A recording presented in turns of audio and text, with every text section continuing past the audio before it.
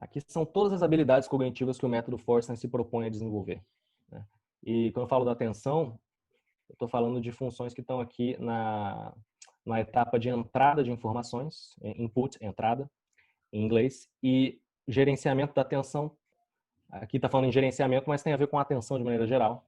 E aqui, a segunda função cognitiva é de discriminar e fazer distinções.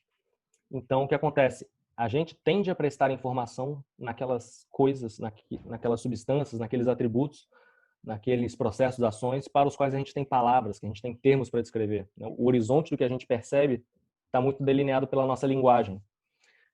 Embora a gente perceba, às vezes, coisas que estão um pouco além, a gente percebe, mas a gente não consegue descrever, mas aquilo ali são as fronteiras, né? Você não consegue ir muito além daquilo. À medida que você tem um ganho de vocabulário, você sabe falar mais do que você percebe, você passa a perceber mais aspectos da realidade e mais aspectos também que você não sabe, não tem palavras para descrever ainda. E tudo isso está maravilhosamente retratado num mito da mitologia egípcia, que é a briga de Horus e Set, que são dois deuses do panteão egípcio. E eu vou narrar brevemente a história, só para dar assim, uma noção do que estou falando. Tudo começa com Osíris, né? Osíris era o grande deus dos egípcios, ele era o sujeito que tinha criado o Egito, tinha criado as leis egípcias, ele é um deus da ordem. E Osíris representa a cultura, então ele é um deus muito grande e muito antigo. E o que acontece? Osíris está muito velho e cego. O que acontece? Um dia Set, que era um deus mau, malicioso e ardiloso, inclusive a palavra Set é de onde vem o termo Satã, depois vai para o cristianismo e o judaísmo. Set, ele quer tomar o lugar de Osíris. Então ele faz um caixão, ele faz um caixão com as exatas medidas do corpo de Osíris, faz uma festa e fala que vai dar o caixão para quem couber ali dentro. E quando Osíris experimenta o caixão, Set aprisiona ele e joga ele no rio Nilo. E ele se afoga, morre.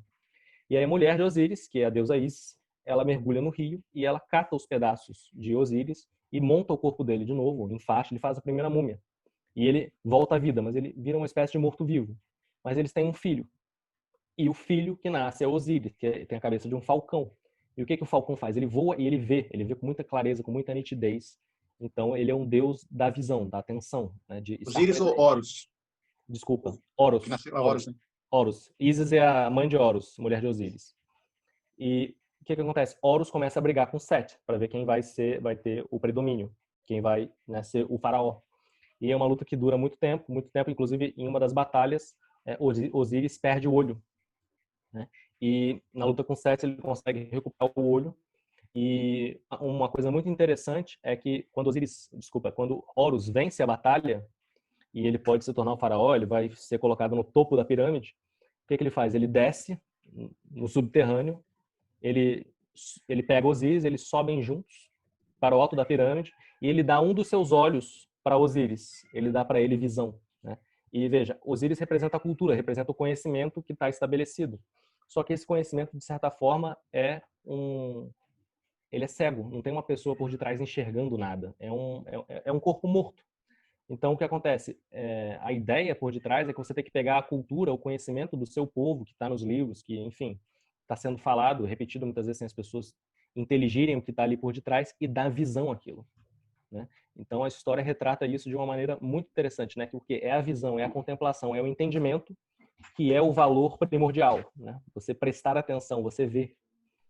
E assim, um desdobramento mais interessante da história é o que acontece com o Set, porque o Set, ele não é simplesmente destruído, né, ou apagado da história. Ele passa a integrar a tripulação que fica na barca de Ra.